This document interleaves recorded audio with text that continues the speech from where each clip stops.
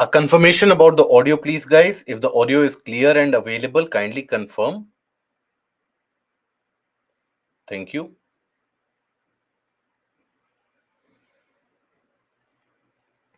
So, till now, you have covered a substantial amount of portion, almost 4 weekends of geography, right? Majority of you. So, think about it and let me know which is the area that you found to be easiest to follow, or which is the area in which you found that it can be worked upon very easily. What do you think? Is it cyclones, climatology?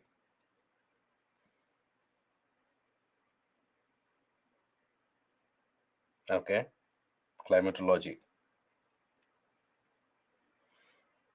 Oceanography. Oceanography is very simple, agreed.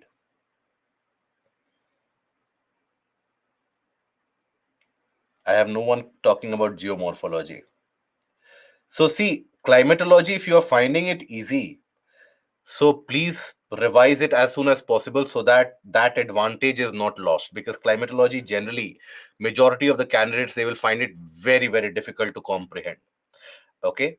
And Indian geography overall is going to be very easy.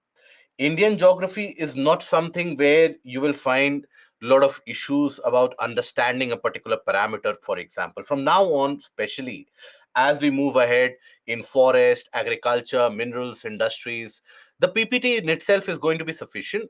But other than that, current affairs is something that you have to keep an eye out for. And that is where I would advise you to read certain magazine. For example, Down to Earth magazine is particularly good, and Down to Earth magazine is going to help you even in the portion of agriculture, even in the portion of environment ecology, and even in the portion of geography. Okay. So what you can do is, if let's suppose you don't want to take a subscription or buy that magazine, do visit the website of that magazine and do get across the articles for Down to Earth.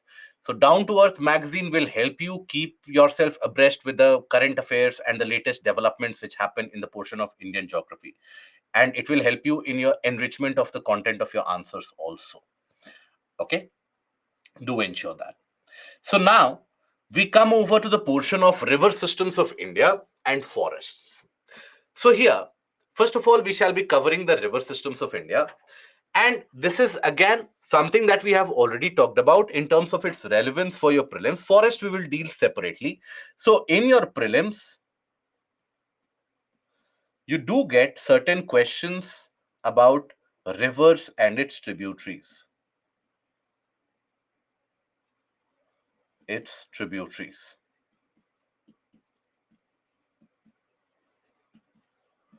Okay. A match the following kind of. Also, major cities or tourist places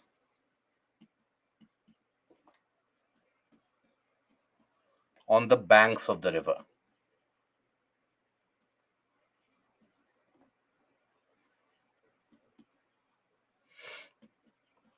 Then, for the mains, you get questions about floods. Why do they happen year after year? Then, also about interlinking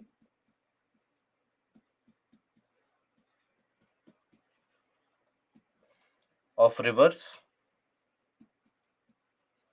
And oftentimes, also, you get a question which dabs around the concept of conservation of water. That how do you conserve water, right? So that is conservation of water.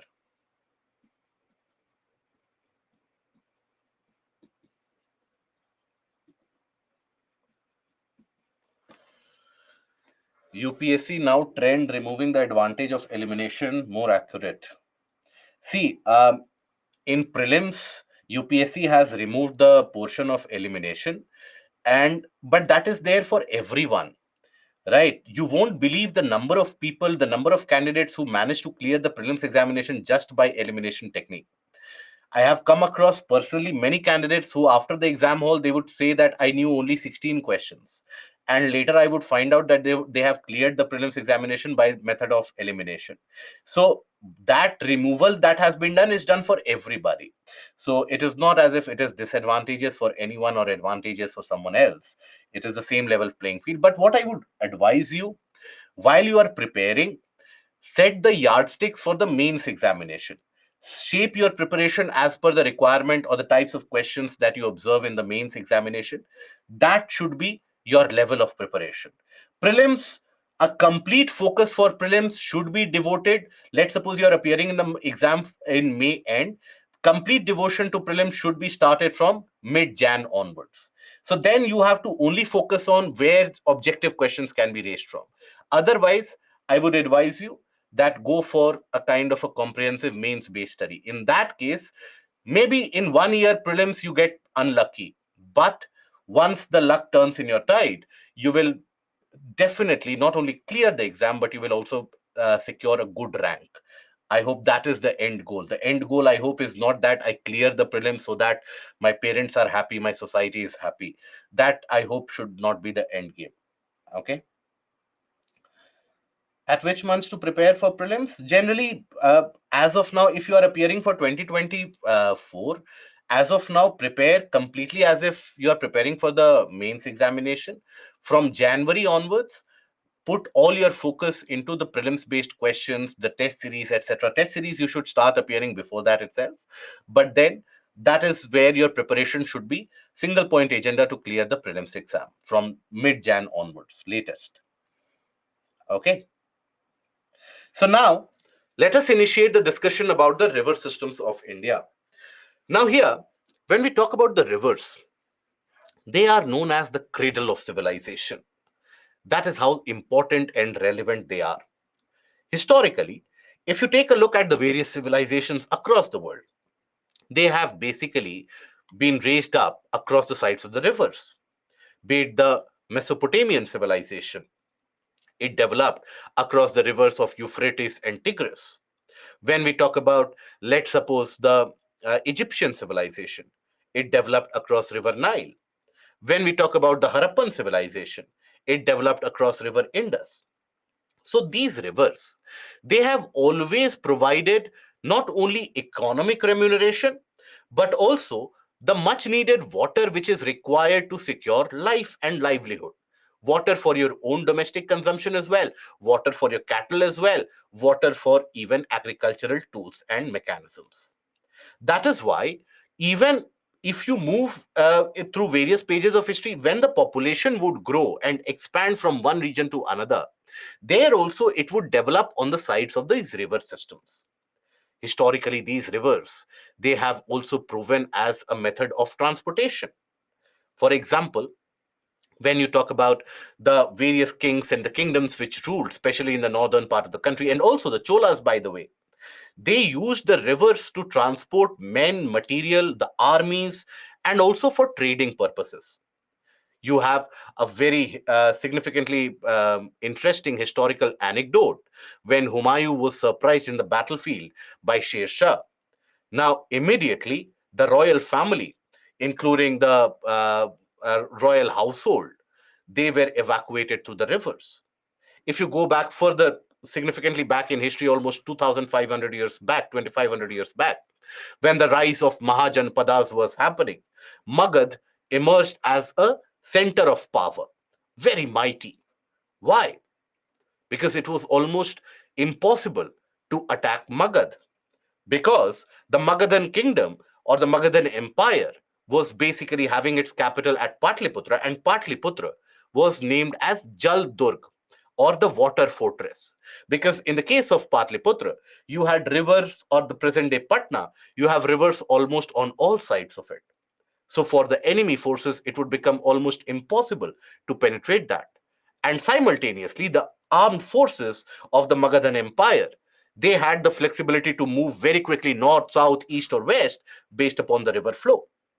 So the rivers have always been very important. That is why, whether you are in the northern part of the country, southern, eastern, or the western or the central part of the country, you will find that in your own culture, your own custom, your own tradition, there is a veneration that is provided to the rivers. Rivers are treated with a kind of a reverence. We worship the rivers, right? Even the temple architecture, when I'm sure you would be studying art and culture in much significant detail, even in temple architecture, you do have a special place for the deities based upon the rivers.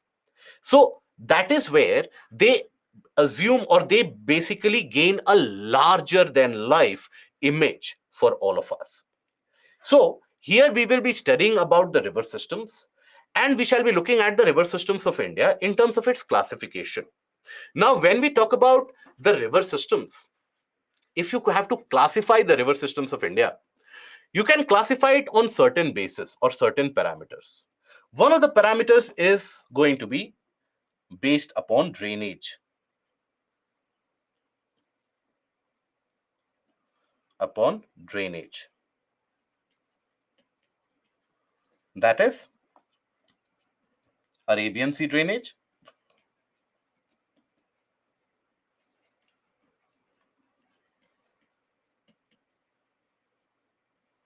and Bay of Bengal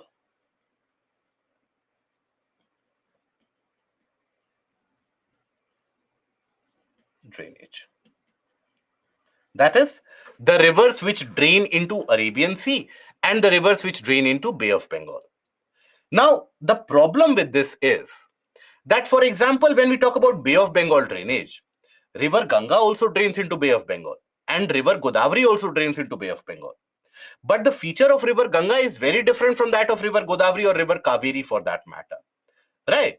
So that is why it is not a perfect classification of sorts. And in that case, even if you, let's suppose, presume this form of a classification, here you have to understand that this drainage gets separated from each other. The Arabian Sea and the Bay of Bengal, they get separated by the water divides in the form of Aravlis, right? Water divide in the form of Sahyadris and the Western Ghats. That ensures that you have the river getting separated. When we talk about the rivers draining into Bay of Bengal and Arabian Sea, they get separated. Okay. Now, this is not very ideal. That is why the classification which is adopted is based upon the origin. Okay. So based upon origin.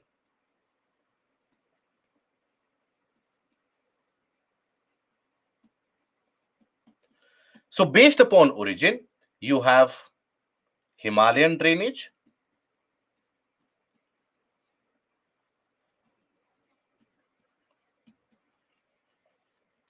and then you also have the peninsular drainage.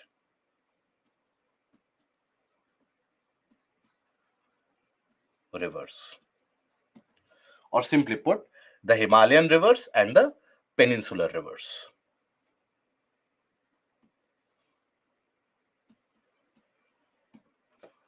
Okay. Now, in this case, when we talk about the Himalayan rivers, all of them would originate from the region of the Himalayas. That is, the snow-capped peaks. Melting of snow and ice and glaciers would feed those rivers.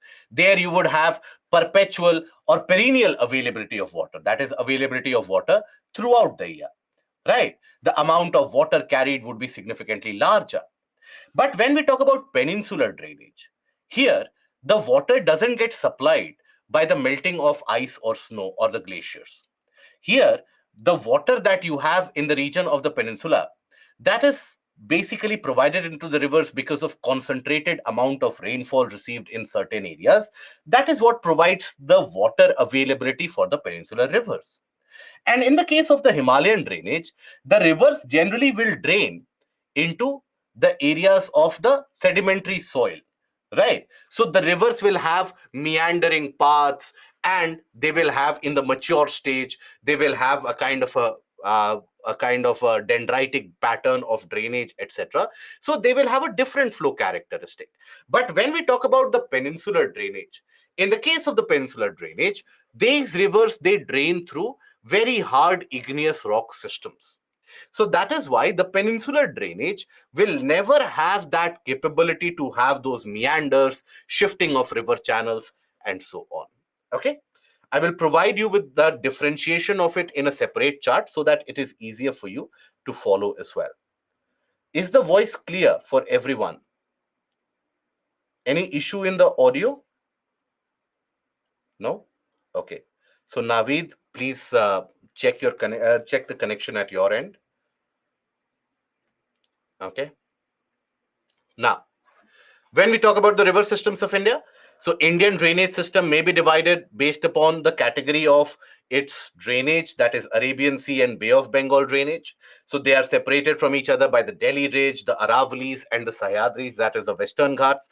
These end up forming the water divide, separating the rivers which move into the Bay of Bengal from the rivers which move into the Arabian Sea. And then on the basis of the mode of origin or the region of origin, they are divided into Himalayan drainage and peninsular drainage. Okay, because both of them will have very different characteristic in that. Now let us take a look at the characteristics represented by the Himalayan drainage, and then we'll take a look at the characteristics represented by the peninsular drainage as well. So when we say Himalayan drainage, so origin is from high peaks.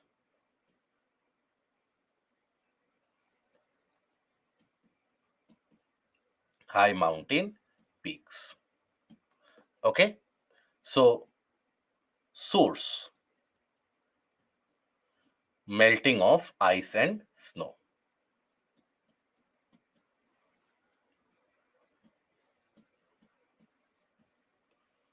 Glaciers.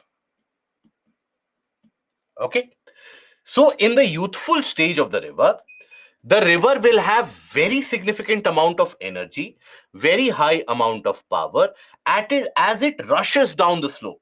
So the energy level, the amount of power, that will be very, very high as the river starts rushing down the slope. So that is why the Himalayan rivers, they will always be able to create very deep valleys, gorges, etc. That is something which will be very consistently to be found. So here you will find deep downward erosion, vertical erosion, deeper valleys, right? So deep valleys, very high speed,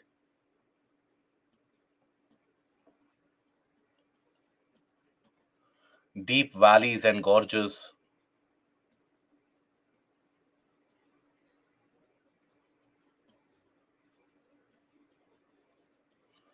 Okay, this is a common feature because vertical erosion and erosional power in general will be very high because of the high speed. Erosional power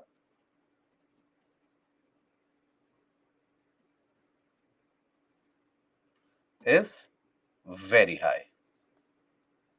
So they will have a lot of sediment that they will carry, large sedimentary load.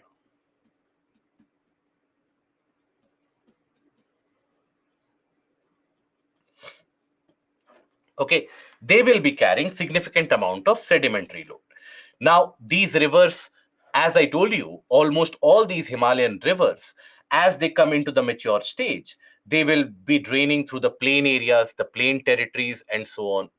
So in those areas, the river gets significantly broader or wider, and then it carves out a broader channel, a very significant meandering, etc. That is something which will be consistently to be found. So in the middle courses, you will find a kind of a lateral erosion, widening of the river, and broader movement of the river. In the lower course, you will find very significantly rich depositional features, such as you have oxbow lakes, for example.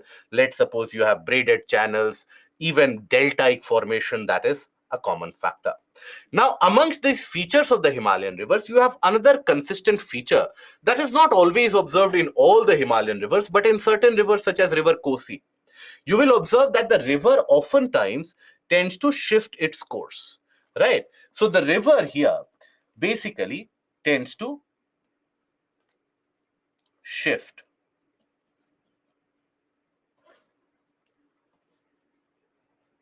its course of flow.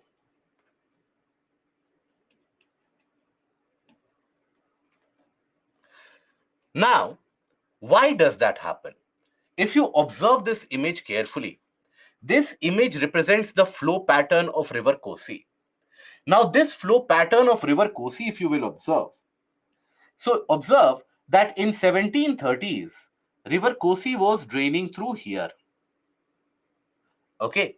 Then if you take a look at, let's suppose the 1890s, River Kosi was draining through here. And so on. 1950, River Kosi was draining through here. Okay. So it keeps on shifting its course. It keeps on shifting its path very regularly. Now imagine a situation where, let's suppose, you are living in an area which is 50 kilometers, 100 kilometers away from the main river. So obviously you are living your life in peace. One fine morning you wake up, or you find that the river is actually coming through or flowing through with full force in the region that you are living in. So that is why the shifting of the rivers not only causes an unprecedented level of flooding, but also creates disasters which are disproportionate. Very high degree of disaster causing ability these Himalayan rivers they possess. Now, why is it that the rivers shift their course? Now, here, if you notice, the shifting does not happen significantly in the upper region. The shifting of the course happens in these areas across the plains. Why is that? So, think about a situation where if you have a land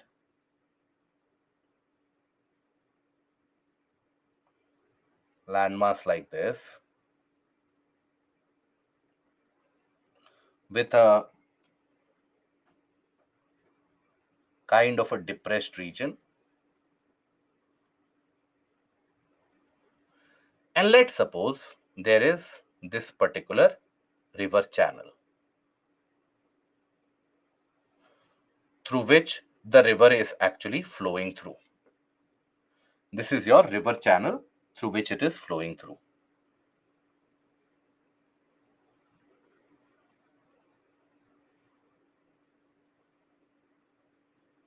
Okay. Now, as the river comes through this area, now obviously these are the Himalayan rivers, so they will have a lot of erosional power. They will have a lot of sediments that they will be carrying along with that, isn't it? So they will have lot of sedimentary load. So sedimentary load is very high.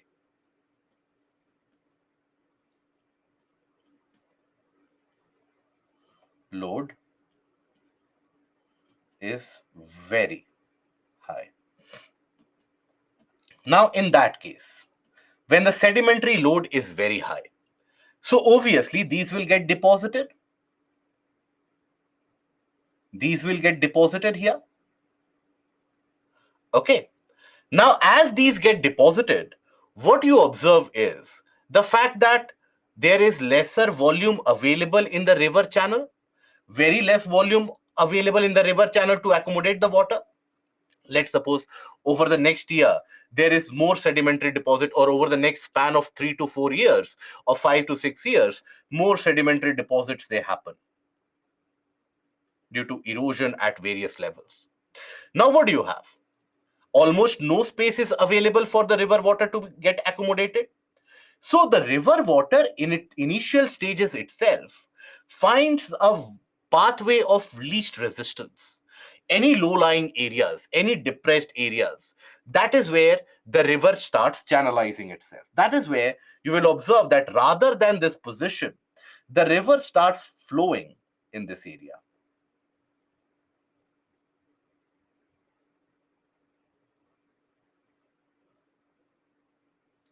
Okay, and this becomes the new path. So then the river will actually disappear from the older region, and this becomes the new channel of flow, right? So here, the deposits which are carried by the river, the sedimentary deposits which are carried by the river significantly over a period of time, and it is a continuous process. Now, because of that, the available volume in the river channel which can accommodate the river, that keeps on reducing. So what the river does, it chooses a path of least resistance from where it can actually flow. So that is why it follows a low-lying area, a region having a depression, and that becomes a new channel for the river. Let's suppose over a period of time, over next 10 years, 20 years, here also, let's suppose in the new path also, there is deposition. So then the river might change its path all the way to a different location altogether. So that is how these keep on shifting their courses. The Himalayan rivers, in particular, rivers such as River Kosi. Example,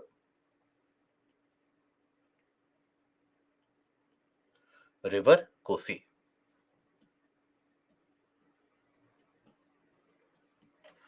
Okay.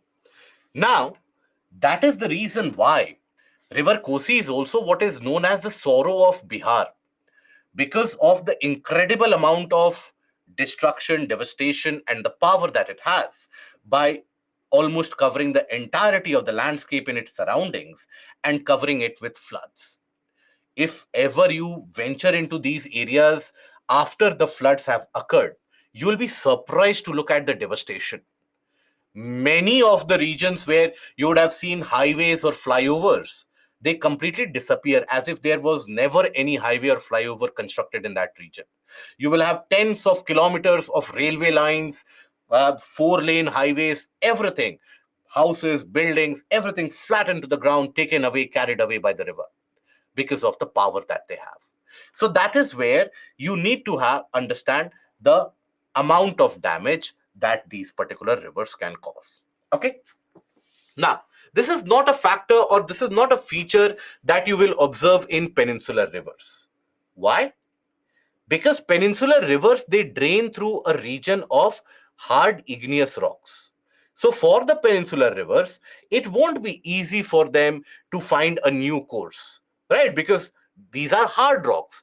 Unlike the sedimentary soil, where you can always find a path of least resistance, in the case of the hard rocks of the peninsular system, you won't find that flexibility. That is why peninsular rivers, they are not known for shifting their courses or changing their course. Okay, right?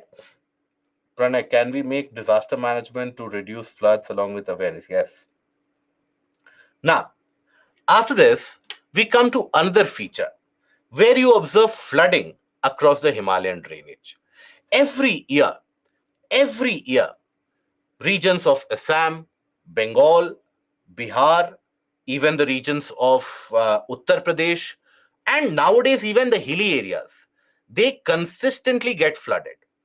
Earlier, the scenario used to be that the hilly areas were known for the fact that they would never get flooded. But now we have seen that even the hilly areas, they get flooded on an annual basis. So that flood which is caused in Himalayan drainage is because of certain factors.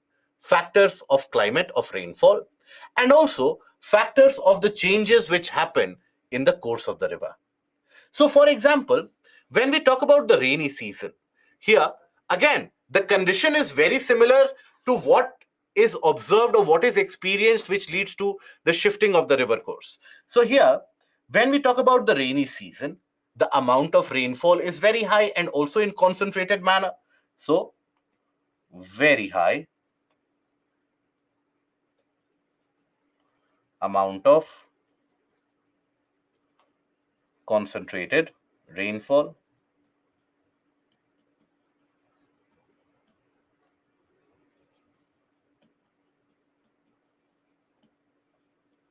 Okay. Now, here, let's suppose we consider the hilly areas or the mountain region. Now, normally, the river would flow here. Automatically, the river will have substantial amount of speed and erosional ability. But let's suppose during the rainy season, to add on to that, you have significant concentrated rainfall.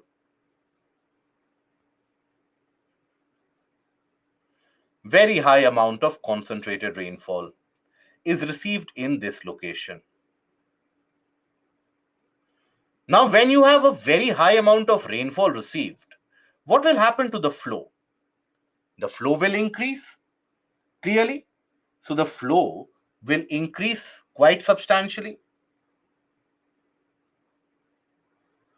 The amount of water which is carried, That will increase quite substantially and significantly here. Now think about it.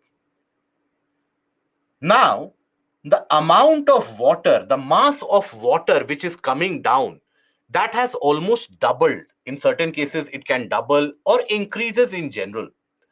Now, mass is what gives momentum. You would have heard about the term momentum, which is mass into velocity.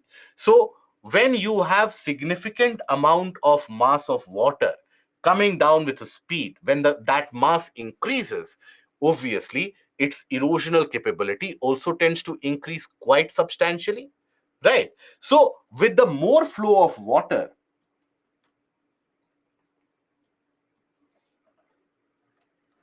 with increased flow of water,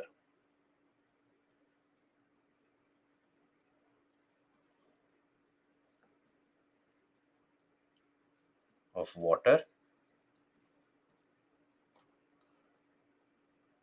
carrying capacity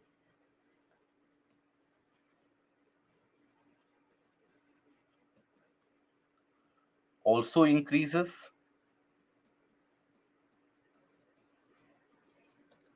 So more erosion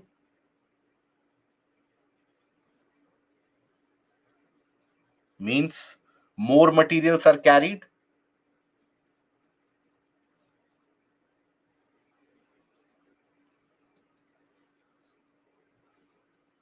are carried by the river, isn't it? Now, what happens in the plain areas?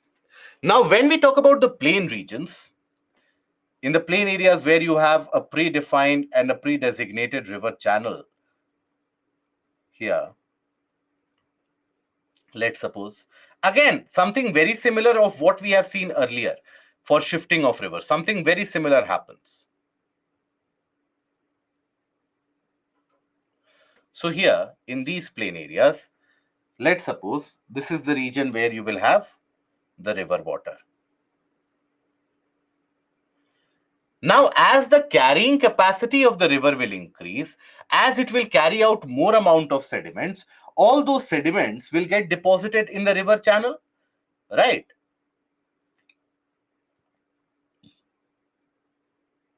Over a period of time, these sediments will get deposited in the river channel.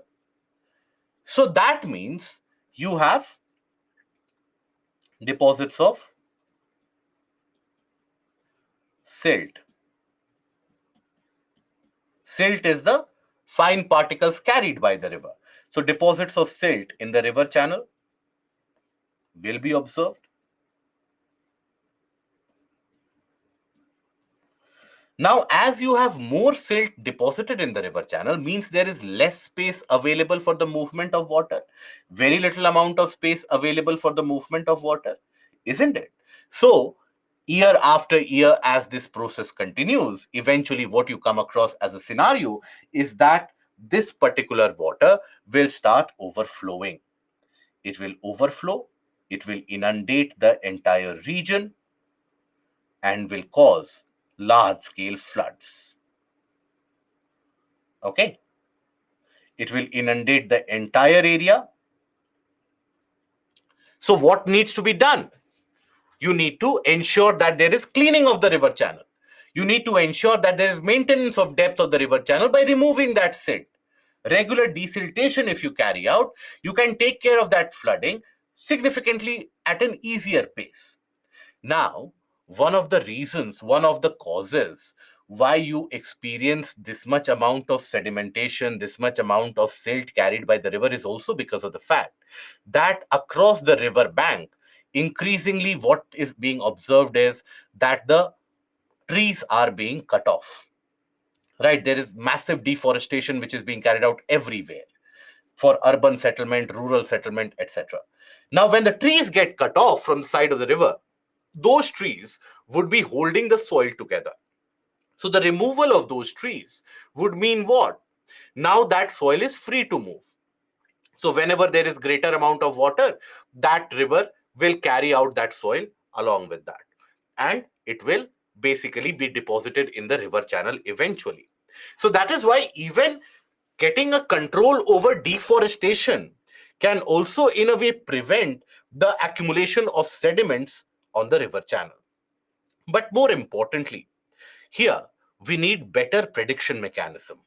There is no way or there is no justification why a country like India, which on every other day we are aspiring to be a global superpower, but every year we experience these floods. Yes, floods are experienced everywhere in the world, but we tend to lose a lot of lives because of it.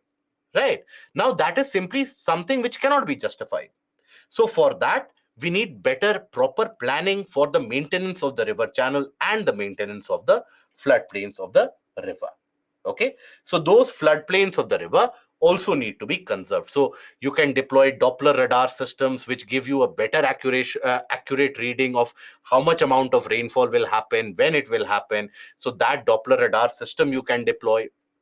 You can basically go for early warning systems. You can go for periodic dredging and desilting of the river channel. You can go for afforestation across.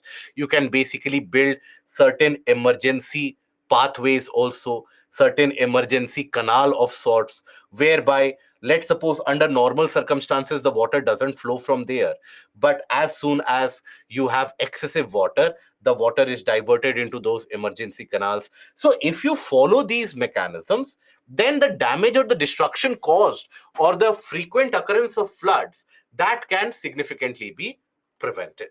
Okay, so that is how we can prevent the damage caused or the occurrence of the floods also.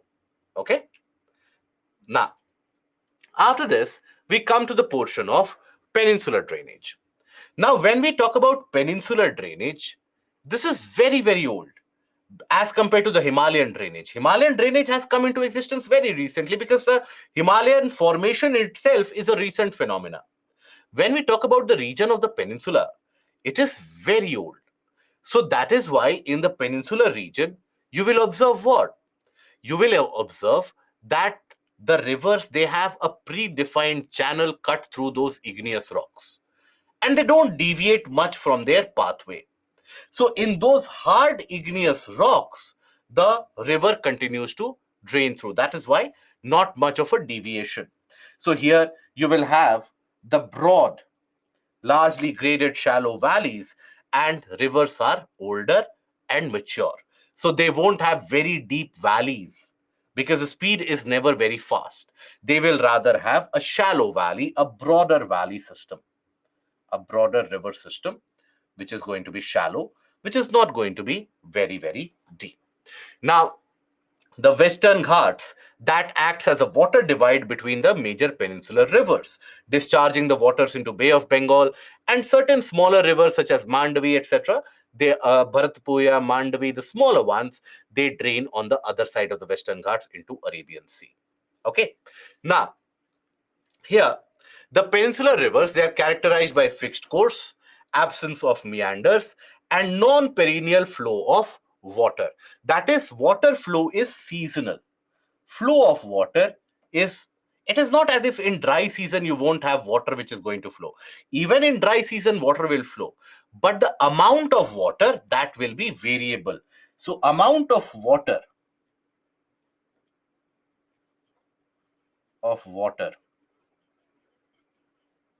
flowing during dry season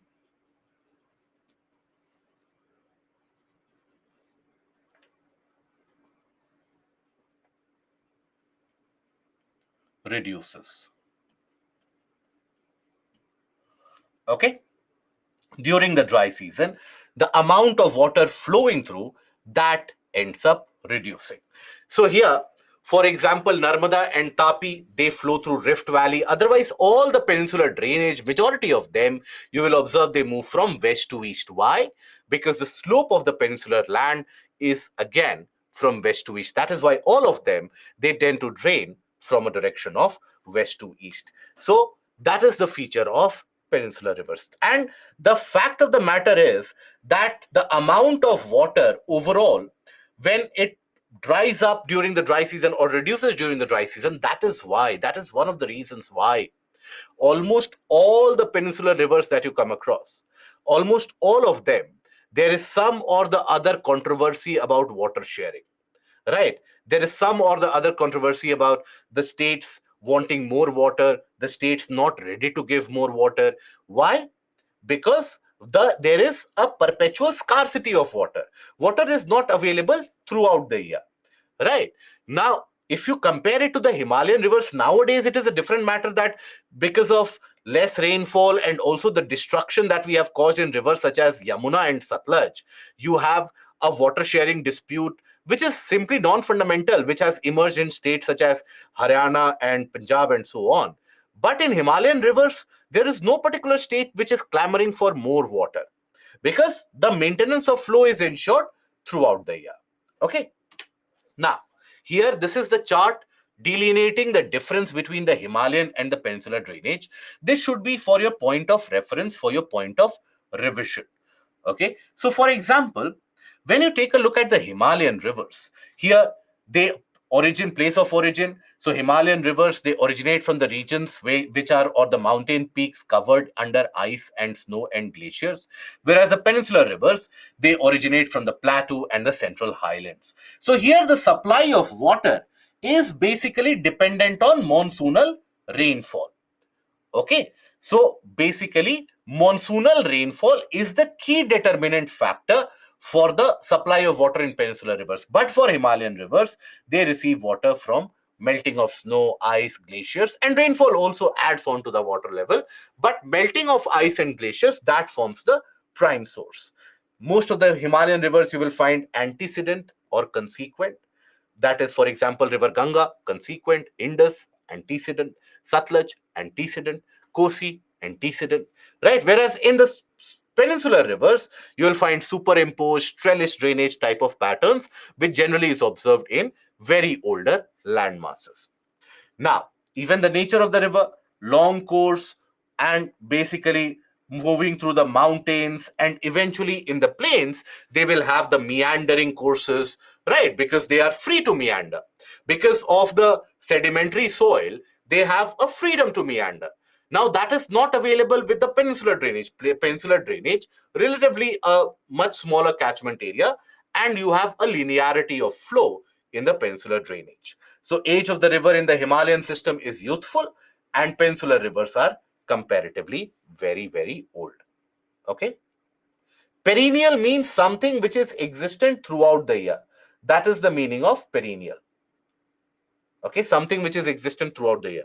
Meanders, Pavitra, are basically when you have the river, let's suppose, forming a kind of a pattern like this. This is a meandering river. Or rather than this, let's have a much more exaggerated one. So this is what is a meandering river, a wavy pattern of sorts.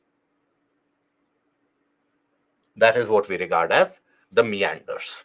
Okay, so in the region where you have sedimentary soil, there the rivers have the freedom to do so. But where the base is made up of hard igneous rocks, the rivers hardly have the flexibility to create this kind of a meandering, which becomes very, very difficult. Okay, now after this, from here, we move ahead with the portion of the Himalayan drainage, and one by one, we pick up the rivers and we talk about that. So, starting with the Indus drainage system. Now, River Indus originates in the Kailash ranges, near the Kailash ranges, very close to the region of Mansarovar. The Lake Mansarovar that you would have heard about, very close to it is where River Indus originates from. Now, this river Indus, initially, as it originates from the region of Tibet, it moves in the northern direction, northwest direction is where the river moves.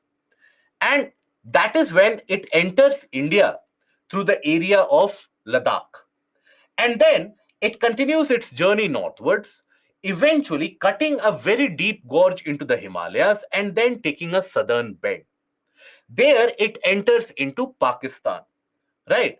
And eventually it drains into Arabian Sea. Now you have multiple different tributaries which end up joining this river, multiple different tributaries. Now here, when you talk about the tributaries joining river Indus, so you have tributaries from Afghanistan also, you have tributaries from India also, you have tributaries in Pakistan also. So this Indus river system, it covers 4 different countries in its flow. Originates from Afghanistan, drains into India, moves into Pakistan, is joined by tributaries coming from Afghanistan also. So it basically covers 4 different countries. So here, if you take a look at it, this is where river Indus tends to originate. Okay, this is where the river Indus originates. Observe, initial flow is in the northwestern direction. So as it flows in the northwestern direction, it is joined by multiple tributaries such as Shuk, Nubra, Galwan, all of these. Now, eventually, here observe, it will take a bend.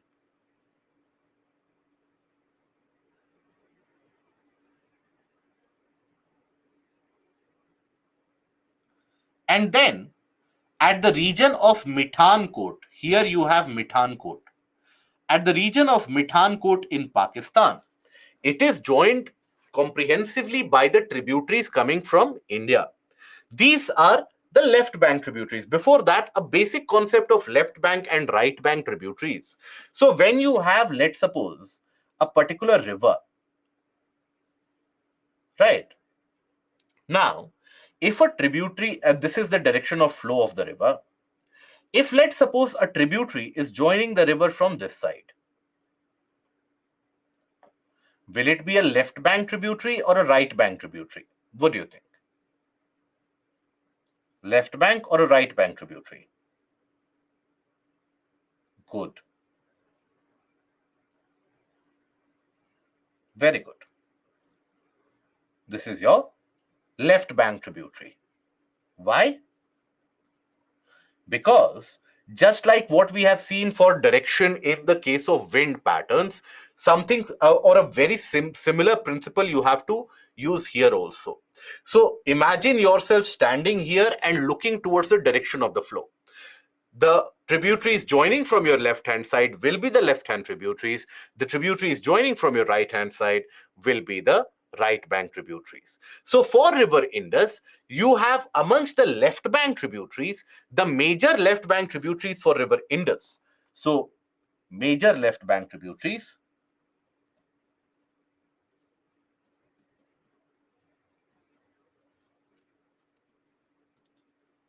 are going to be the 5 famous rivers, which are also referred to as Panjnad.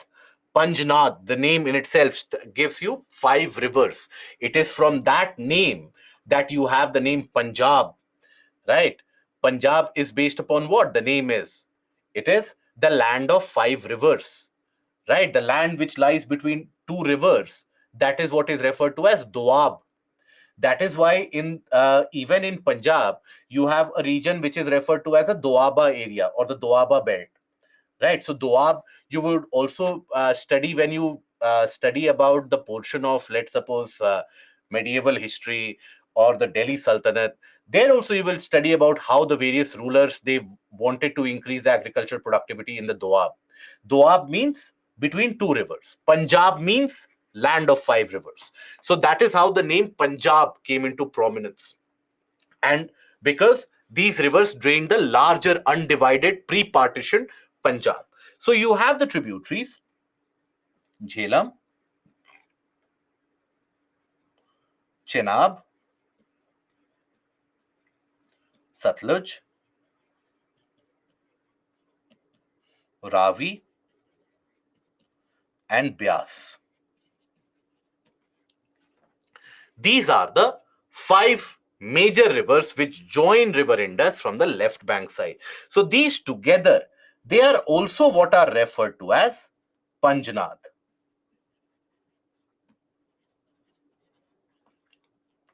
Now, where do they join river Indus?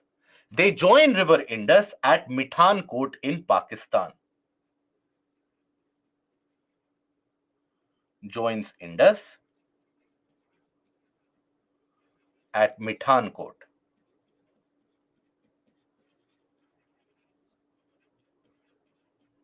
in Pakistan. Okay. Meanwhile, on the right hand side, the right bank tributaries, if you refer to, right bank tributaries are not very large, but nonetheless, because they are moving through the mountainous areas. So if you talk about the major right bank tributaries, you have Gilgit, Shyok, Nubra, Kabul, Shigar. All these are your right bank tributaries. So, for example, when we talk about it, so Himalayan tributaries such as Shyok, Gilgit, Zaskar, Hunza, Nubra, Shigar, Dras, all these are the small ones which join from the Himalayan region. Right bank tributaries, Kabul, this is the one which drains through the region of Afghanistan. Khurram, Tochi, Gomal, Sangar, then Gilgit, Shyok. River Shyok is the one which has an important tributary because it became very prominent. It has an important tributary with the name Galwan, right? So you would have heard about the Galwan clash which happened between India and China way back in 2020. So that happened across River Galwan. And that River Galwan is actually a tributary of River Shyok. And River Shyok is a tributary of Indus. So Galwan is a secondary tributary of Indus. Okay. So these are your basic Nubra, Hunza. These are your right bank tributaries. And the left bank tributaries, they are majorly the Panjnath that drains into the region of Mithankot where it meets Indus. This Indus River forms a very large and a fertile delta as it meets with Arabian Sea. That is where it meets or it creates a very vast and fertile delta, obviously because it has carried so much amount of sediments and deposits that those sediments and deposits they get eventually they get deposited and delta creation is observed, is witnessed. Okay. Now after this we come across to the Ganga river system. So when we talk about the Ganga river system, it is easily one of the most prolific, one of the most important river systems when it comes to the amount of lives that it influences. Because this Ganga river system moves through the densely populated areas. Crores of people are dependent directly or indirectly on this river system. Now, in the Ganga river system, not only provides water for agricultural purposes, but also water for domestic consumption, for cattle rearing, etc. For all those purposes, water is provided by River Ganga. Now, River Ganga, when it originates, where it originates in the region of Gangotri from the Gomukh Glacier. That is where it originates. But when it originates, it is not named by the river Ganga. It is named as the river Bhagirathi. Right? Meanwhile, Alaknanda does originate from the region of Satopant Glacier near Badrinath. And then you have a kind of a convergence, a confluence of that. Alaknanda meets with Bhagirathi at Dev Prayag. And after that, the river is known as River Ganga. Prayag in general refers to the confluence. Wherever you have confluence of the rivers, that is referred to as by the name Prayag. So the Ganga river system in the region of Uttarakhand, in the region of Middle Himalayas and Shivaliks, that famously creates the Panj Prayag. Okay, so let us take a look at those Panj Prayags and which rivers they create those Panj Prayags. That is going to be relevant for your prelims. And then we will understand about the other tributaries of River Ganga as well. So here, when we talk about Priya, have seen question in DNA Telegram channel about the tribunal of the river. Does UPSC can ask like second tribunal or they simply ask the tribunal of any particular? They can ask you about a particular river tribunal, which were the parties in dispute, as in which are the states involved. So there, for the portion of polity, you have to keep significant notice of that. Okay. So, River Ganga originates or rises in the Gangotri Glacier near Gomukh in the Uttarkashi district of Uttarakhand. Here it is known as by the name Bhagirathi. At Dev Prayag, Bhagirathi meets Alaknanda. After that, it is known as River Ganga. Okay, so the river Ganga in itself has a length of more than 2,500 kilometer, drains through multiple different states, eventually enters into Bangladesh.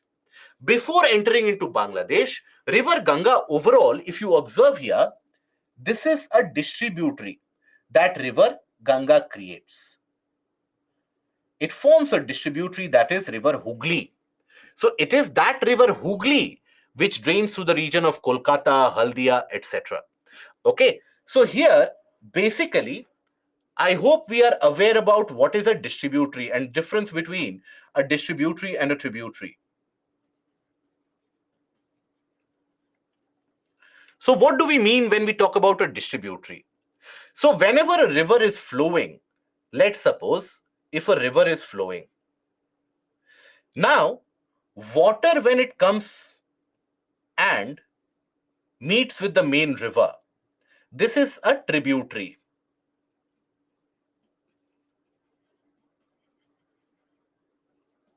Okay, but in the lower stages, before meeting the sea, let's suppose the river basically has got a diversionary channel and it drains into the sea. This will be your distributary.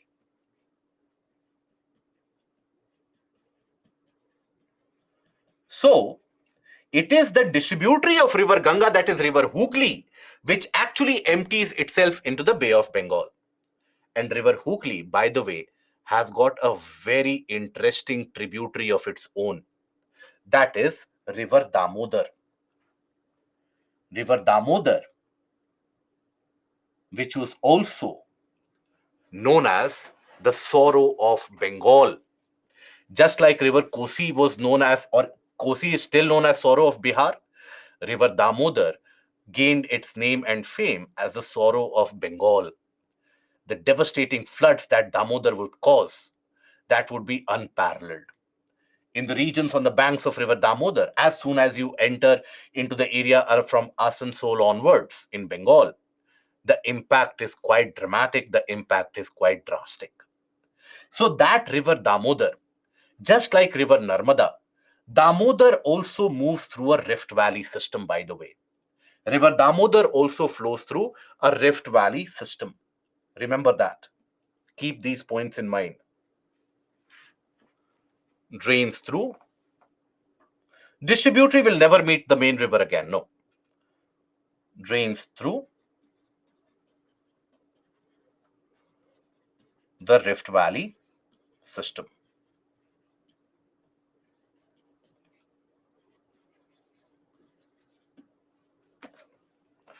Now, the regions through which it drains through, these are significantly rich in mineral deposits, very, very rich in mineral deposits, coal deposits, etc. That is why Damodar also has got a lot of industrial pollutants associated with it.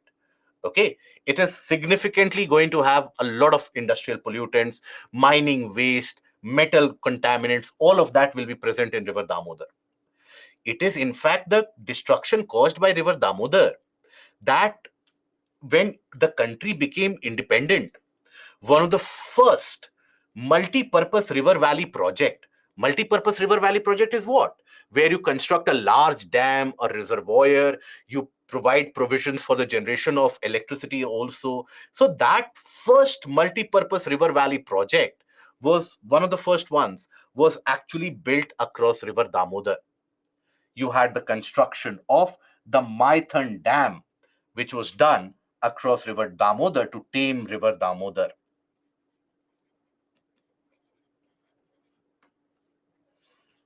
Okay. So that Maithan Dam basically was constructed in order to have a control. Now, if you observe River Damodar, the flow has been reduced because of the mining mafias, the sand mining which is carried out. So the flow has significantly reduced now. And I hope you are aware of sand mining and the issue of sand mining. Earlier, it used to be prevalent only in the northern part of the country, but now sand mining is a kind of a menace which is prevalent through and through, north to south, east to west, everywhere across the country. You will come across this issue or the problem of sand mining. Okay, so that because of that, the flow of river Damodar has reduced. Now, how does distributory get formed? So distributaries, they get created whenever in the lower stage, as the flow of the water, in a way you have a lot of water, so eventually as the speed reduces, it will have a separate channel in order to meet the sea in the path of least resistance. That is where it ends up forming distributaries. Just like the tributaries, in the early stage their natural slope is towards the main river. In the later stage, you will have so much amount of deposits by the river, so they start depositing the materials, and there itself they will form a diversionary channel. Okay, all major rivers, they will form a lot of distributaries, the small and large, they will end up forming significant amount of distributaries. Okay, now here, this particular river is initially the river Alaknanda and Bhagirathi coming together. Alaknanda has got its source at the Satopant glacier above Badrinath.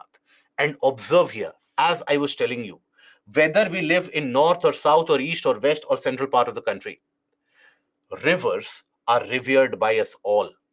So if you observe the trend analysis here, wherever these rivers or the sources which end up forming river Ganga, wherever they originate from, all those are the designated places of worship. Right? You will notice all those are designated places of worship. This image is that of Dev Prayag, where you have the river Alaknanda and Bhagirathi meeting and forming river Ganga thereafter. A significant place of worship. So, in the region of Uttarakhand, Alaknanda, Bhagirathi, and the entire confluence, that forms the very famed Panj Prayags. So, that creates the Panj Prayags.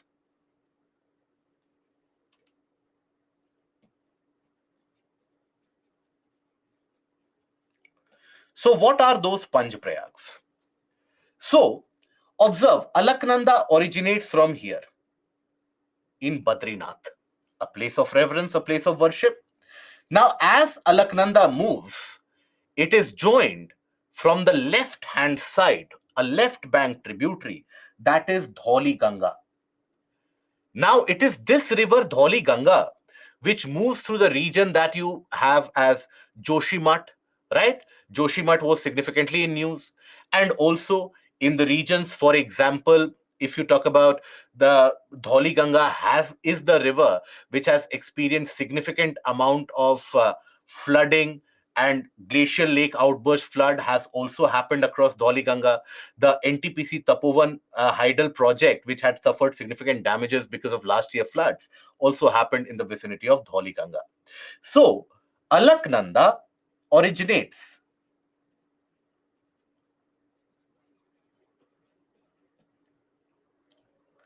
It is joined on the left bank side by Dhauli Ganga,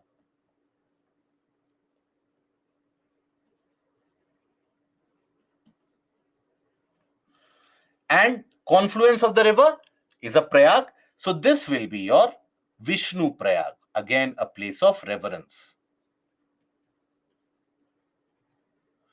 Vishnu Prayag. Then, as it moves forward, you have a stream of river which originates close to the peak of Nanda Devi.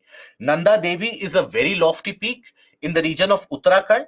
So from Nanda Devi, you will have a river which originates, which comes over, that is Nandakini. So that Nandakini meets Alaknanda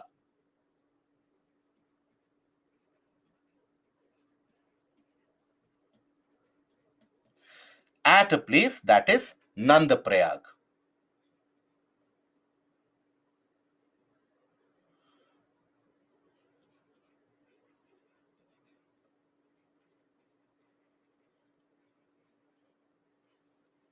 Okay. As after that it moves further ahead, there, So from the other end of Nanda Devi is a very large mountainous area. It is not a small isolated peak that you come across. It is a very large mountainous area. So from one side you have Nandakini, from the other side you have Pindar Ganga, which also comes over from that area. So you have Pindar Ganga.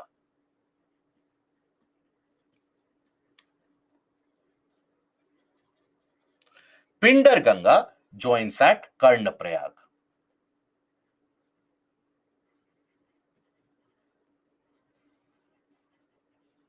These are your left bank tributaries of Alaknanda. After that, as the river proceeds further, it is joined by the first right bank tributary coming from the region of Kedarnath. That is the river Mandakini. 15th of June 2013, when the massive disaster struck Kedarnath, it was actually river Mandakini which suffered significantly. It was river Mandakini which got sufficiently and significantly flooded, which caused all that destruction and mayhem around, which the impact of it could be felt as far downstream as even Kanpur. So that is where Mandakini is also significantly important here. So then, river Mandakini, it basically comes over and joins the Alaknanda river at Rudraprayag.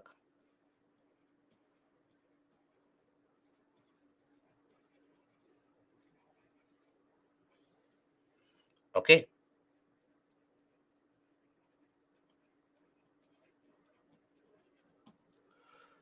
Now, as it moves forward, Rudraprayag is the again an important place of worship. Rudraprayag is again one of those places which suffered very heavy amount of destruction during the Kedarnath floods, and that is the region where you have the sad demise of even the district collector of that region. Basically, because of the destruction, devastation, etc., the obviously the governments, they come under pressure, and they ask the district collector, the district magistrate, to get deployed and observe the river flow. Right, in that particular scenario of cloud burst, that poor chap was standing on one of these small bridges of the river, and that is when he fell over, never to be found again. So that is where Rudraprayag stayed in news for a very, very long time after that. After that, here, as the river moves ahead, it is joined by another left bank tributary, or not the left bank tributary, it is river Bhagirathi,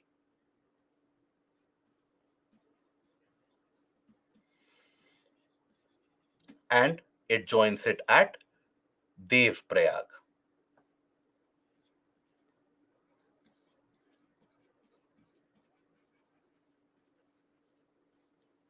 After this, the river is known as River Ganga. Then river Yamuna, which originates in Yamunotri.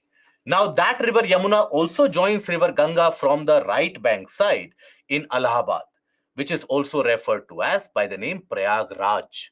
Right. So that is where it also ends up meeting with river Ganga. Overall, if you take a look at the important tributaries of it, so when you talk about the left bank tributaries, left bank tributaries.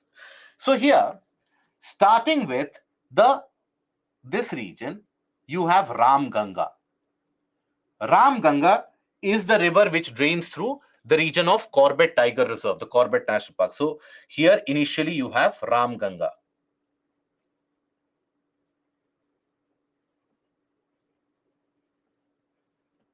Okay. Then you will have Gomti. Lucknow, the capital of Uttar Pradesh, lies on the banks of river Gomti. Lucknow and Kanpur are twin cities in general. They are very close to each other. Kanpur lies on the banks of river Ganga. Lucknow, on the other hand, lies on the banks of river Gomti. So here you have even Gomti. Gomti originates from the Gomattal. So here, Gomti. Then you have an antecedent river, a very ferocious one for that matter. That is river Ghagra. It is antecedent.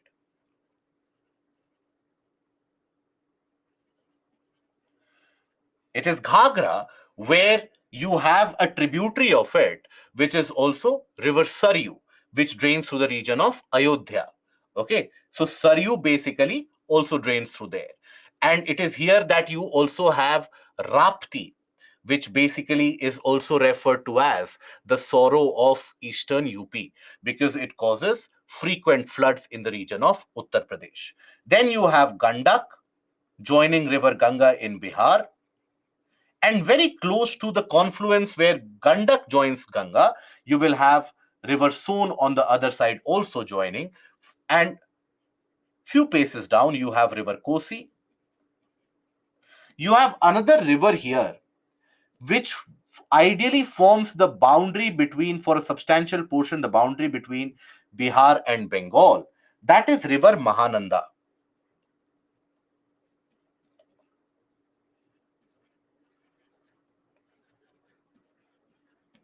Okay. Up till almost 300 years back, even river Tista would be draining into river Ganga. But later on, by the process what is referred to as stream capture, it started draining into river Brahmaputra. But for a long period of time, it would drain into river Ganga. Now, after this, yes, Bagmati is also an important one. Now, then, from the right bank side, when we talk about the right bank tributaries,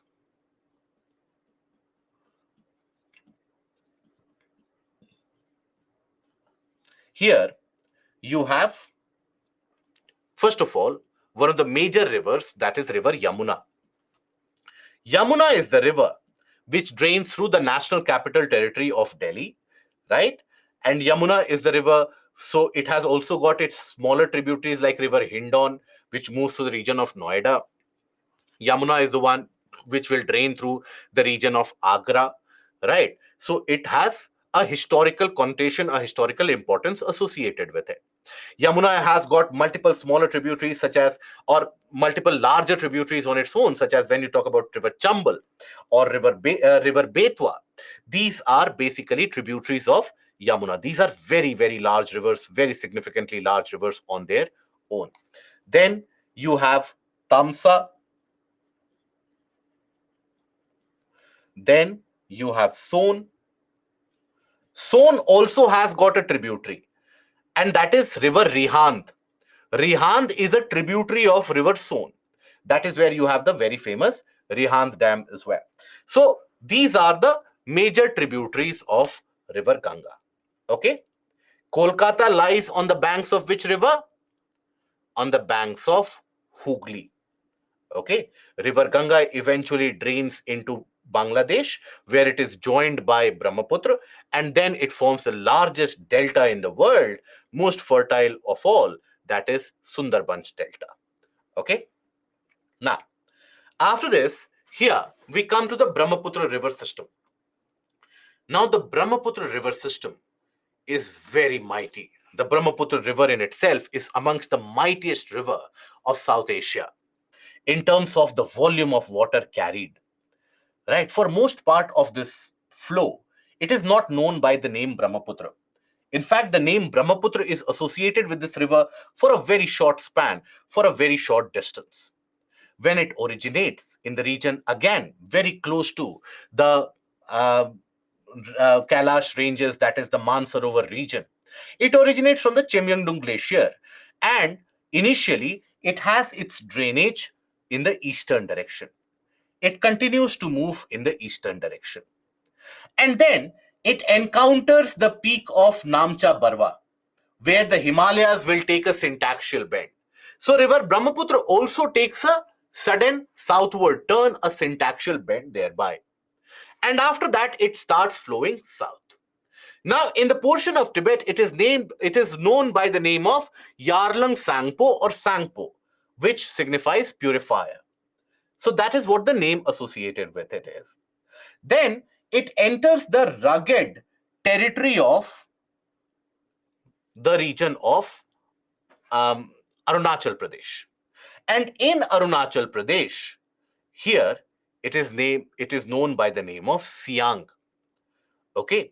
Still, when it enters the plain area, it has got substantial amount of force associated.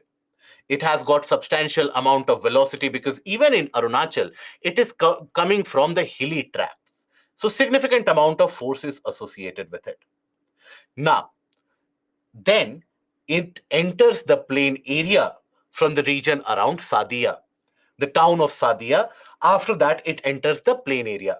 That is why you would have come across the very famous Dola Sadia bridge also, right, which was inaugurated over river Brahmaputra, which is so very wide, which tells you the might of river Brahmaputra during the rainy season.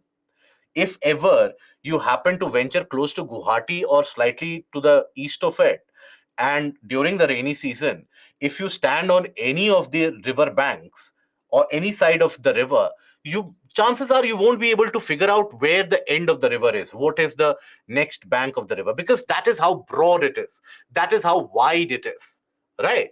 Now this river also has a lot of sedimentary load that it carries, and the sedimentary load that it carries oftentimes gets deposited in the river channel itself. And that is why river Brahmaputra is also known for creation and formation of very large riverine islands. Okay, riverine islands. In fact, the largest riverine island in the world is situated across river Brahmaputra. What is that largest riverine island of the world?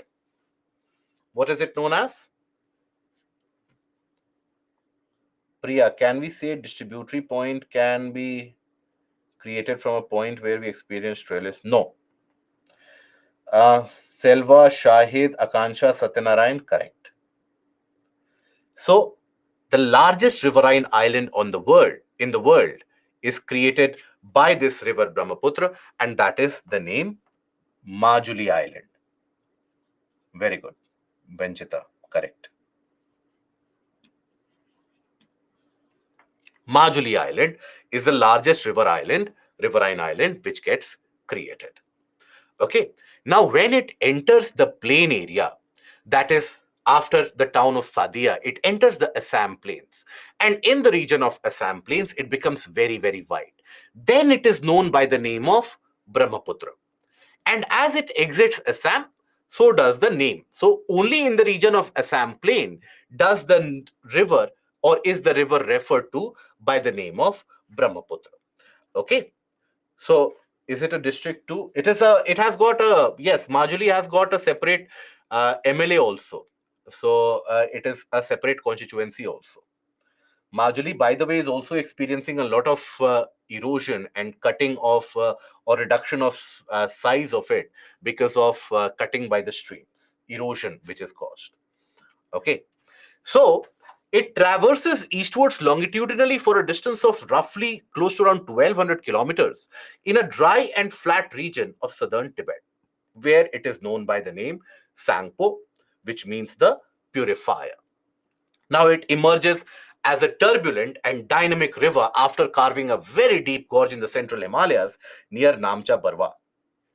Now, Namcha Barwa, is it situated in India or not? Till now, from the morning, the discussions that we are having, what is the conclusion that you have? Is it situated in India or not?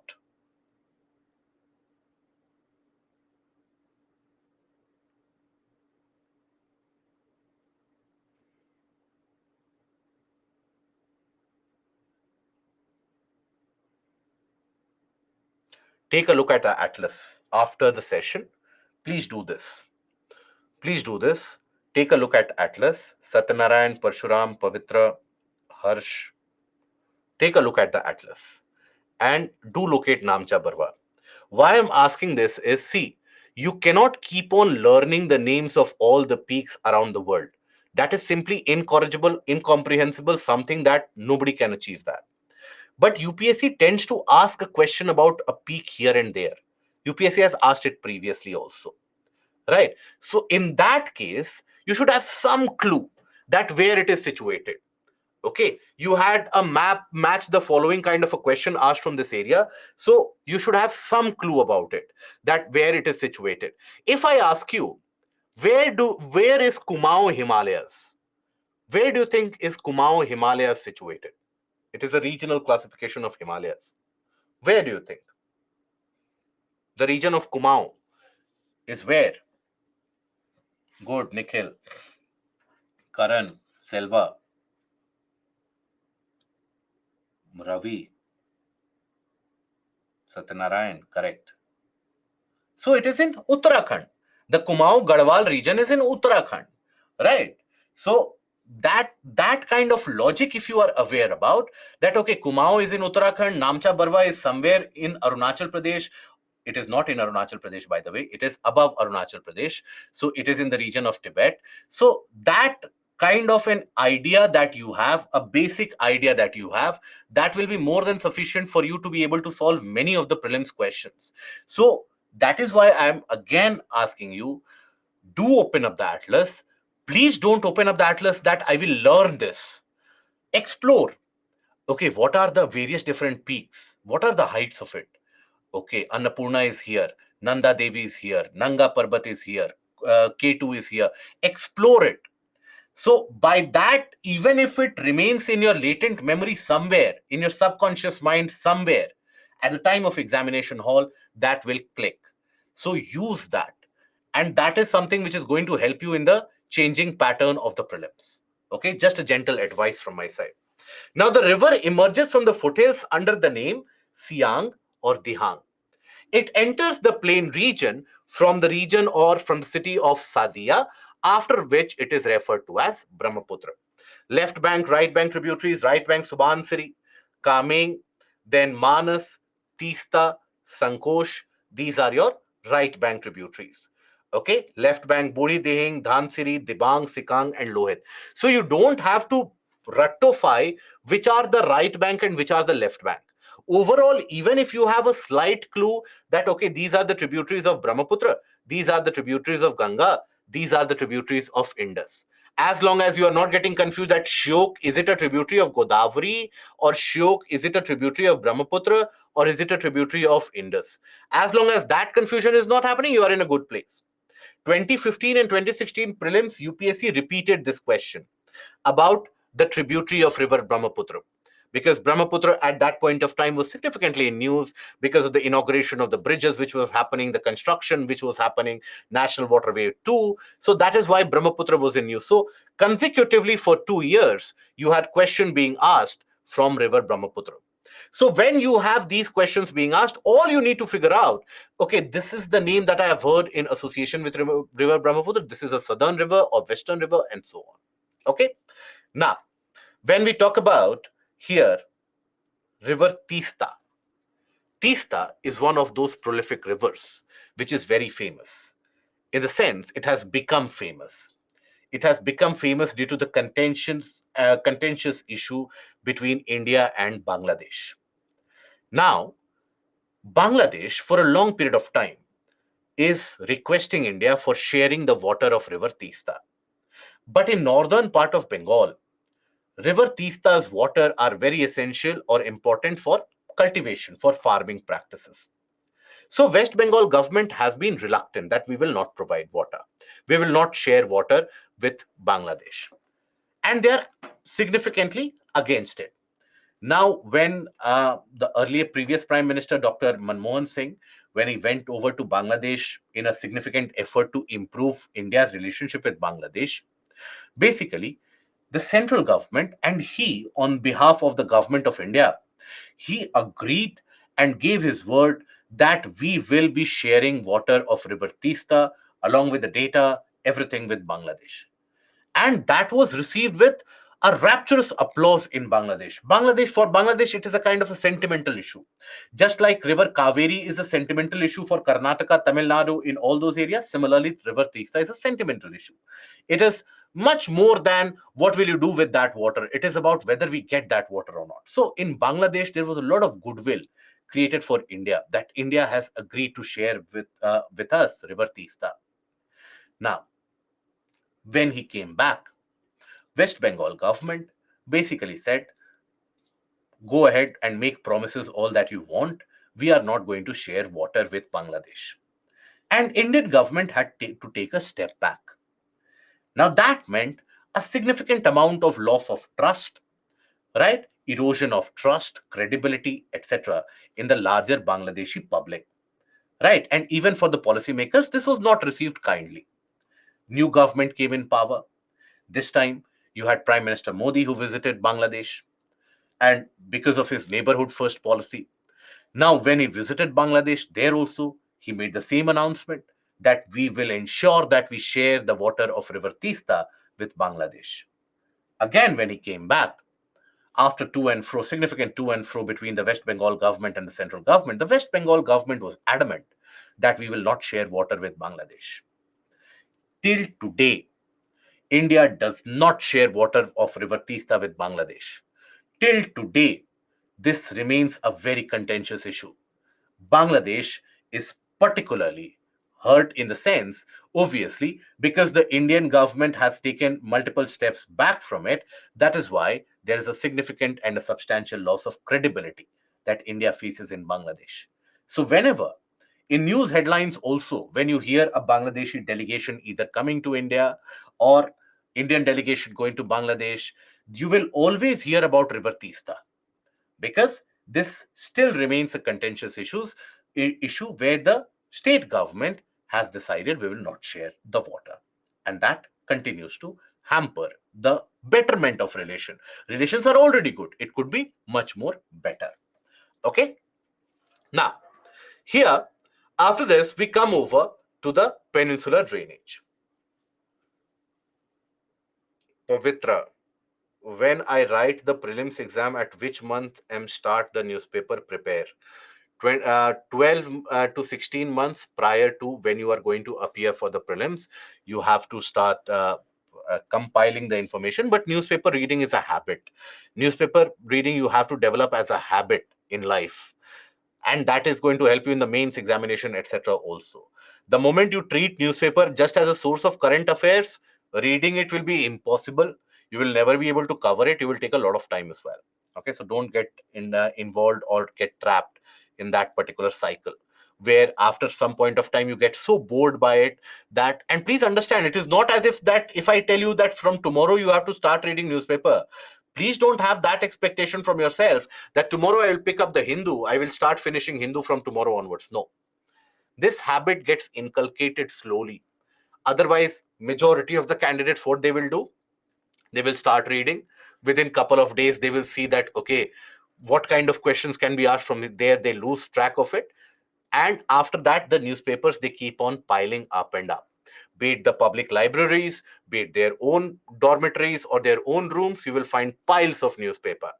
And they will always give you an excuse that, sir, I will study it together. Once I finish the GS, then I will cover the entire portion of current affairs. That day never comes. Whether you meet those candidates in the first attempt, second attempt, seventh attempt, 10th attempt, 50th attempt, whenever. So develop that habit as soon as possible.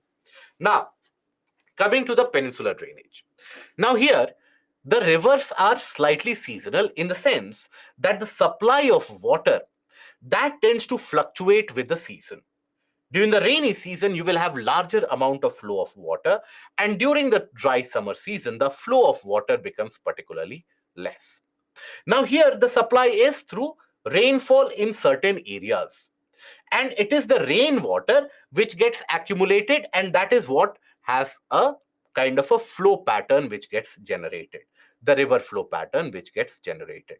Okay, now out of the peninsular drainage, UPSC has been known to be asking some of the pretty insignificantly smaller rivers as well. But whenever UPSC has asked that, it is because it has been in mentioned somewhere or the other in portion of current affairs. Only then UPSC asks this. Okay, so other than the portion of current affairs, the peninsular drainage that you should be looking forward to is Mahanadi,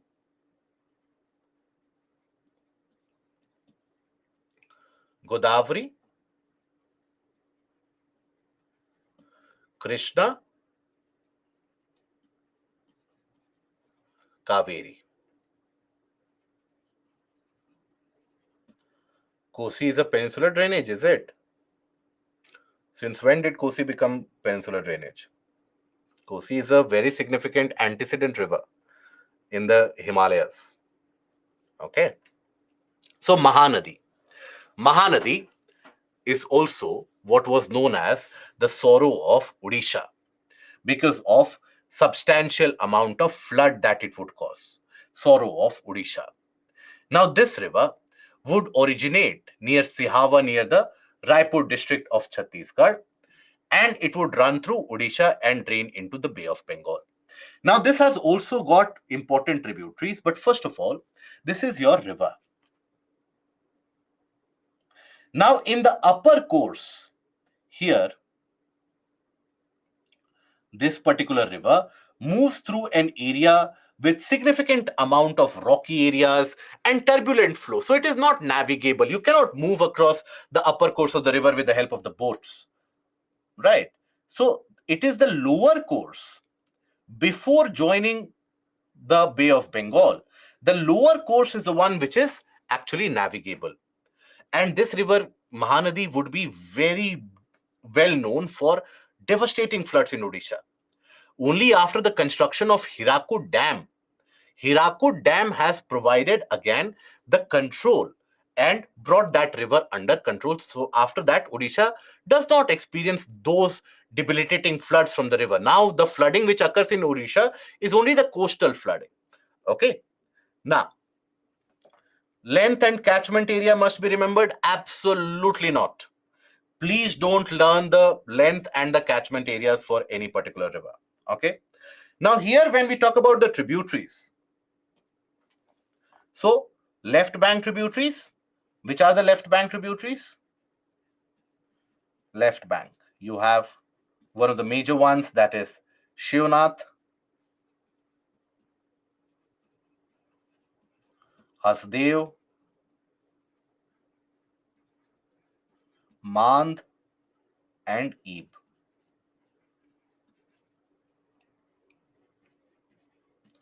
And the right bank are,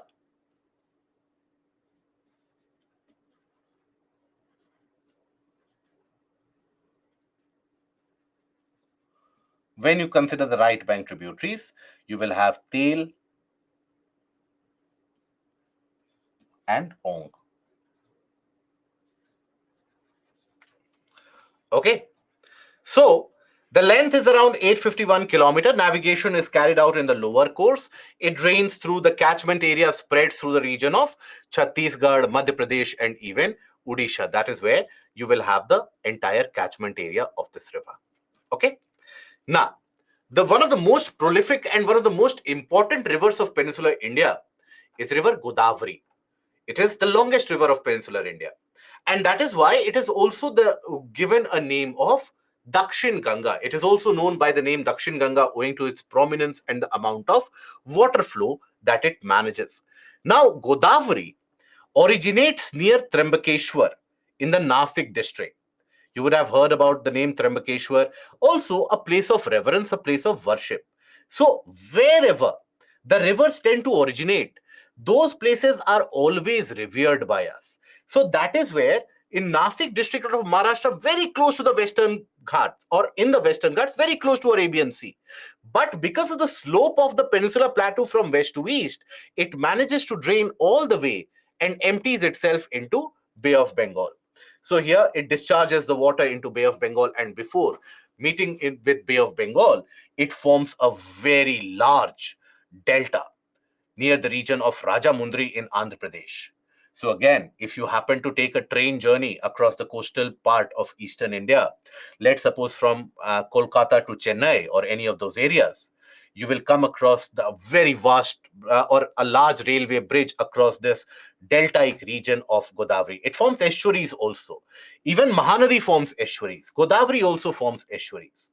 Okay, it has got multiple different right bank and left bank. Left bank tributaries are very large in number. Right bank tributaries, only one major right bank tributary is there, that is river Majra. River Manjra is the only major right bank tributary of Godavari. So it it has got a large catchment area, length of around 1465 kilometers. So principal tributaries: Pravara, Purna, Manjra, Penganga, Vardha, Vainganga, Pranhita. So across the left bank, you will observe that Vardha and Vainganga, they basically meet together. You have Penganga, Vardha, and Venganga, all of them, they meet together, and then the combined water of it is known as Pranhita. So it is Pranhita which ends up joining or meeting with Godavari. Okay, Vardha individually will not meet Godavari, Venganga individually will not meet Godavari, Penganga individually will also not meet Godavari. Together, they will form a stream that you refer to as Pranhita, and that will meet with river Godavari. Okay, and length and catchment area need not to remember, because when we revise through this PPT, might be we'll start remembering. You won't be remembering this, but at least you will have some clue, some idea about the length and the catchment area. Okay. Now, it experiences heavy floods in the lower reaches. It is only in the lower reaches where this river Godavari is also navigable. Here you have important water storage structures, which provide significant amount of availability of water even in the Vidarbha region of Maharashtra, which is dry, and also in the region of Telangana, which is also very dry. And those water storage structures are built across Godavari and river Manjra. So you have water storage structures.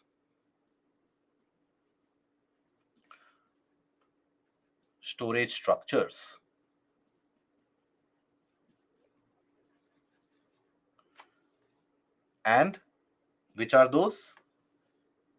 You have the Singur project, and then Nizam Sagar.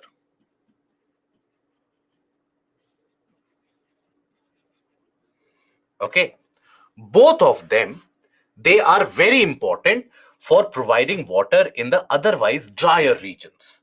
These areas don't receive much amount of rainfall. Okay, now Krishna.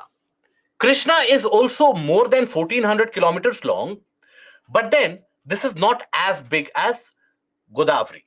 Krishna also originates in the Western Ghats, in the region of Mahabaleshwar, in the Western Ghats. That is where it ends up originating. And this basically has got multiple tributaries: Ghat Prabha, Mal Prabha, Bhima, Tungabhadra, and Musi. Musi is the river on whose bank you have the famous city of Hyderabad. Hyderabad lies on the banks of river Musi. Okay. Now it is joined by various different tributaries such as Koyna. It is on this river Koyna where you had the building of the dam, which caused the Koyna earthquake or the Koyna disaster, reservoir induced seismicity that we had studied in geomorphology, that happened across the river Koyna. So here, if you observe the tributaries, so you have basically got Bhima, which is very large. Among the largest tributaries of Krishna is river Bhima. Then you have Ghat Prabha, Mal Prabha, Tunga and Bhadra. They come together to form the Tungabhadra region. The Tungabhadra Doab is the Doab, or is the land area which was so much in contention during the Vijayanagar and the Bahmani kingdoms. Right. So the next time when you start looking at, or when the next time when you start reading the portion of medieval history, keep an eye out of it. Tungabhadra Doab had always been in contention, always been in dispute. Okay. Then you have Vedavati, Musi, and so on. These are your various tributaries. Okay. Any doubts that you have till now? Any doubts? There is no point rushing through it. Just Kaveri is what we will do, and then we will end the session here. Okay. Kaveri. Kaveri is always in news. Kaveri is the one which significantly is revered in, just like river Krishna, just like river Godavari, just like all the other rivers. Kaveri is also revered and worshipped. It originates in the Brahmagiri hills, in the Kodagu district, that is near Coorg, right? So in the Brahmagiri hills, in a place which is referred to as Thalakaveri,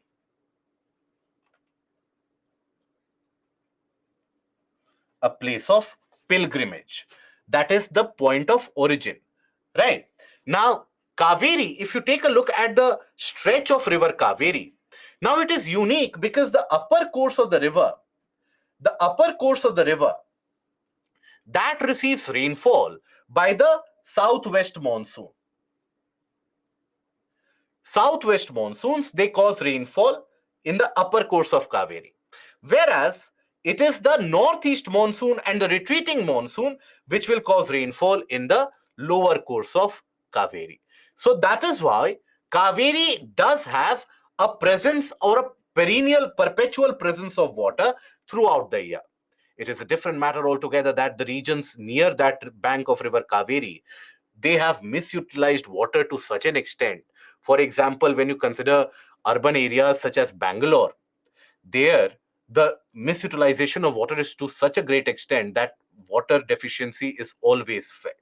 Okay, so the upper catchment area receives rainfall during the southwest monsoon season, the lower part during the northeast monsoon season, that is during the winter. The river carries water throughout the year with comparatively less fluctuation, less seasonal fluctuation. Fluctuation is there, comparatively less as compared to the other peninsular rivers. So, states, if you take a look at Kerala, Karnataka, Tamil Nadu, these are the regions which are drained, and the tributaries Kabini, was a very important tributary. Kabini is also one of the ones always in news because this is very important for wildlife. When you talk about River Kabini, it flows through the region where you have a confluence of Bandipur Tiger Reserve, Mudumalai Tiger Reserve, Wayanad Tiger or Nagarhole Tiger Reserve. So the confluence lies across River Kabini. So ever if you want to have a sure shot sighting of tiger population, you can visit this region. Here, in fact, you also get the sighting of, it is not a sighting, but a very elusive sighting has been done for black panther also in this area. So, very rich in biodiversity. Bhavani and Amravati are the other tributaries of river Kaveri. Okay, so that is where we'll end the session here today. Maybe we Indians need to learn from our ancestors the importance of water conservation. Absolutely, yes. Absolutely, no doubts in that. And throughout the history, how we have treated our river waters, that is very different from what you observe since the time from the advent of British. From that point, obviously, I won't indulge much of your time by going into the economic principles of river deterioration that happened during the time of colonial powers. I won't indulge you into that. You can talk about it in your history classes. But since that point of time, there has been a general degradation of rivers. So think about it, for thousands of years, we have maintained the pristine quality of the rivers. But in the past 100 years or so, the rivers have deteriorated to such an extent that we are an example for the world about how not to treat the river systems. So that is something obviously we need to learn forward. Anyways, so that is where we'll end the session here. We meet again next Saturday. We will try to hold the session from a bit earlier on Saturday. You will basically be given the notification by mail also that when the classes will start. Mostly we will have the session from 10 to 8 on the Saturday as well. Okay. And we'll try to finish the syllabus and we'll see where we go ahead. Okay. So thank you all for being so very patient enough on this Sunday. Till we meet again, do take care of yourself. Any doubts that you have, please feel free to get in touch with me. You have my mail ID. And we meet again. Take care of yourself. Goodbye. Good night. Thank you.